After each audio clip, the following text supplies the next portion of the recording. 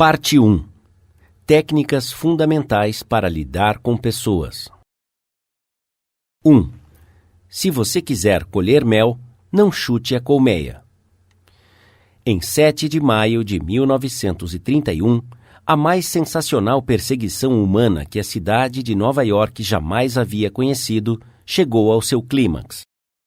Após semanas de busca, Two Gun Crowley, o pistoleiro que não fumava ou bebia, estava encurralado, preso no apartamento de sua amada na West End Avenue. 150 policiais e detetives cercaram o seu esconderijo no último andar. Eles abriram buracos no teto e tentaram controlar Crowley, o matador de policiais, com gás lacrimogênio. Depois, armaram as suas metralhadoras nos prédios vizinhos e, por mais de 1 hora, uma das áreas residenciais mais nobres de Nova York ressoou com os tiros das pistolas e o ratatá das metralhadoras. Crowley, agachado por detrás de uma poltrona bem estofada, atirava incessantemente contra a polícia. 10.000 pessoas emocionadas assistiam à batalha. Nada como isso havia sido visto antes nas ruas de Nova York. Quando Crowley foi capturado, o comissário de polícia, E.P. Mulroney, declarou que o marginal Two Gun era um dos criminosos mais perigosos já encontrados na história de Nova York. Ele matará, disse o comissário, ao cair de uma pena. Mas o que Two Gun Crowley pensava de si mesmo?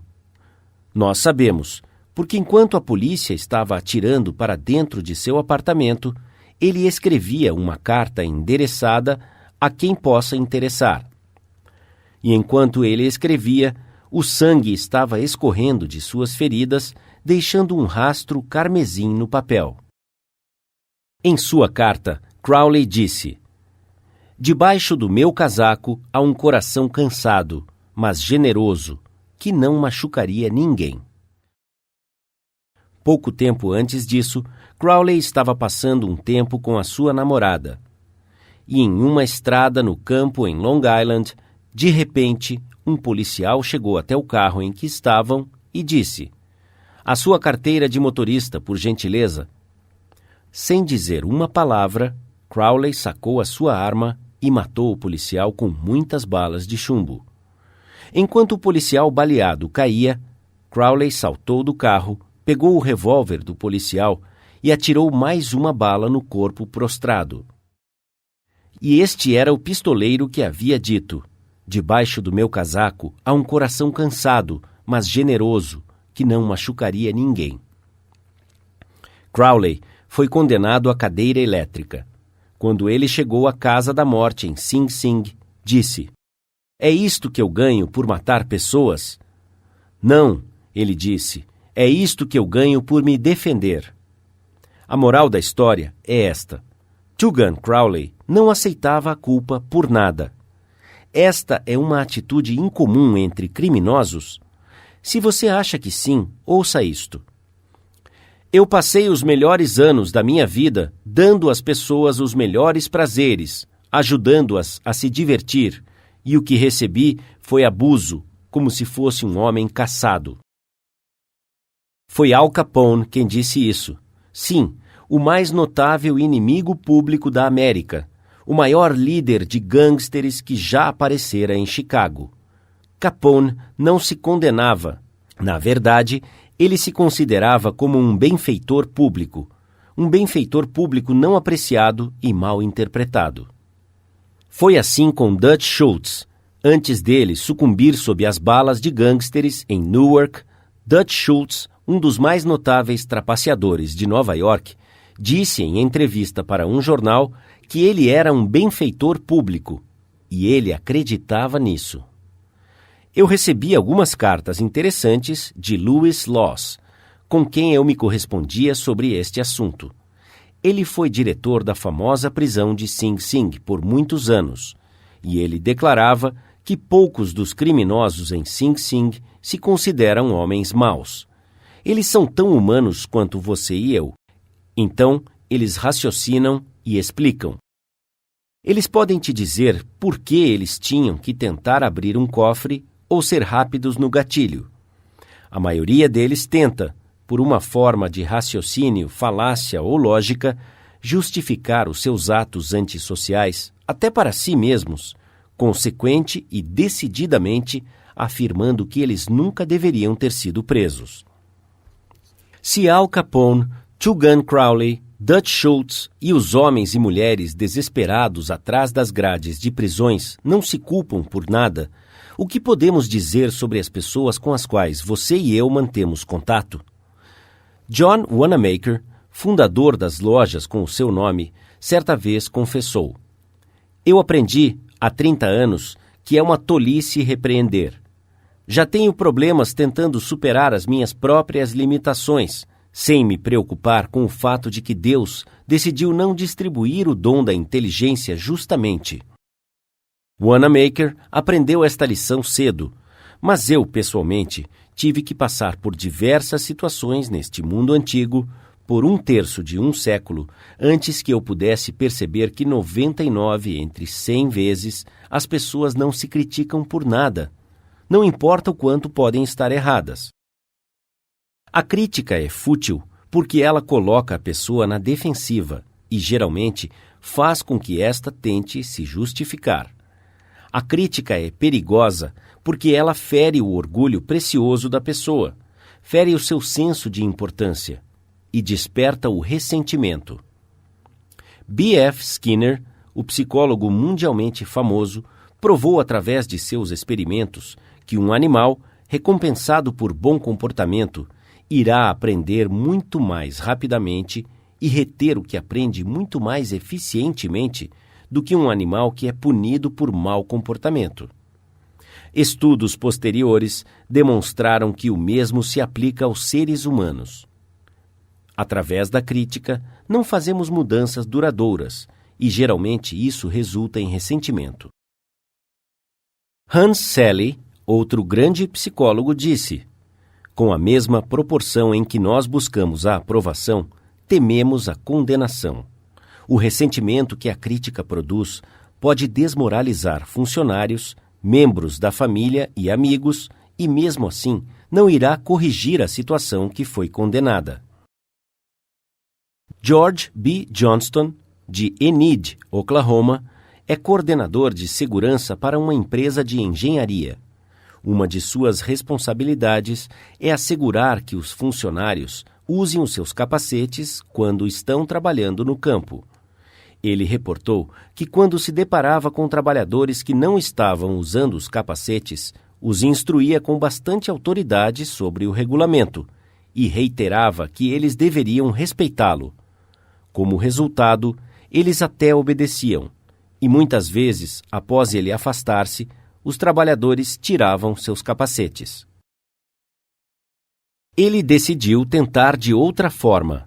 A próxima vez que ele encontrou trabalhadores sem capacete, perguntou se os capacetes eram desconfortáveis ou se não cabiam direito.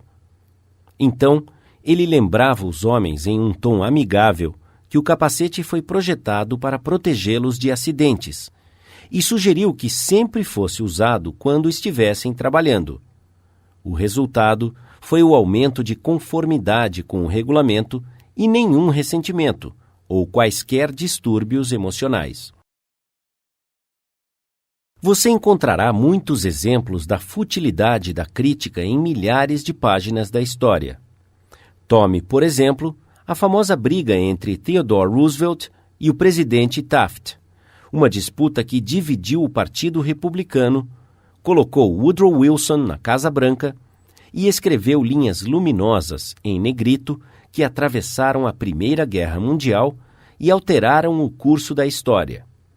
Vamos revisar os fatos rapidamente. Quando Theodore Roosevelt saiu da Casa Branca em 1908, ele apoiou Taft, que fora eleito presidente. Depois, Theodore Roosevelt foi para a África para caçar leões. Quando retornou, ele se enfureceu.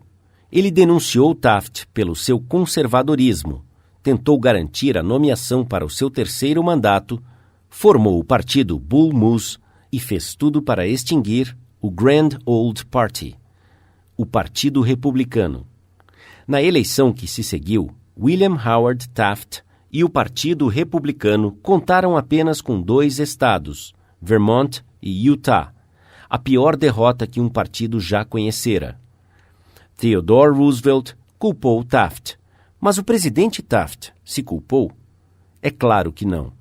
Com lágrimas em seus olhos, Taft disse: "Não vejo como eu poderia ter feito de outra forma."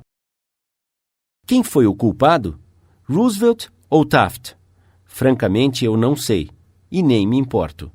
O ponto que estou querendo enfatizar é que toda a crítica de Theodore Roosevelt não conseguiu convencer Taft de que ele estava errado.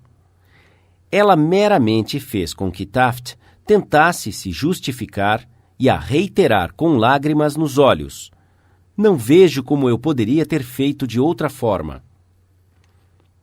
Ou tome o escândalo de petróleo da Teapot Dome Oil. Por causa disso, os jornais ficavam ligando indignados no início da década de 1920. Ele chocou a nação. Nada parecido havia acontecido na vida pública americana que alguém pudesse lembrar. Aqui estão os fatos concretos do escândalo. Albert B. Fall, secretário do Interior no gabinete de Harding, fora incumbido do leasing das reservas de petróleo da Elk Hill e Teapot Dome, reservas de petróleo que haviam sido postas de lado para serem utilizadas futuramente pela Marinha. O secretário Fall permitiu a licitação pública? Que nada. Ele entregou o contrato grande e lucrativo diretamente ao seu amigo Edward L. Doheny. E o que Doheny fez? Ele deu ao secretário o que ele, com satisfação, chamou de um empréstimo de $100 mil. Então, de forma arbitrária, o secretário Fall ordenou que fuzileiros navais dos Estados Unidos entrassem no distrito para expulsar os concorrentes cujos poços adjacentes estavam extraindo petróleo das reservas da Elk Hill. Esses concorrentes, expulsos de suas terras à força, com o uso de armas e baionetas, correram para a justiça e expuseram o escândalo da Teapot Dome. A podridão foi tamanha que arruinou a Harding Administration, causando náusea a uma nação inteira, ameaçando a destruição do Partido Republicano e colocando Albert B. Fall atrás das grades. Fall foi cruelmente condenado, como poucos homens na vida pública já foram condenados. Ele se arrependeu? Nunca. Anos mais tarde, Herbert Hoover deu a entender em um discurso público que a morte do presidente Harding havia sido devido à preocupação e ansiedade mental, porque um amigo o havia traído. Quando a senhora Fall ouviu isso, ela pulou de sua poltrona, chorou.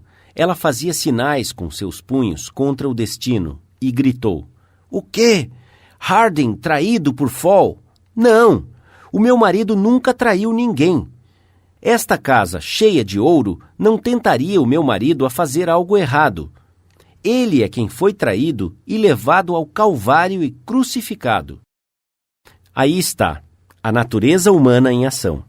Malfeitores culpando todos, menos a si mesmos. Todos nós somos assim.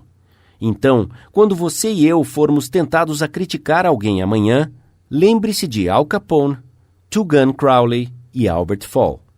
Devemos nos lembrar que críticas são como pombos-correio. Eles sempre voltam para casa.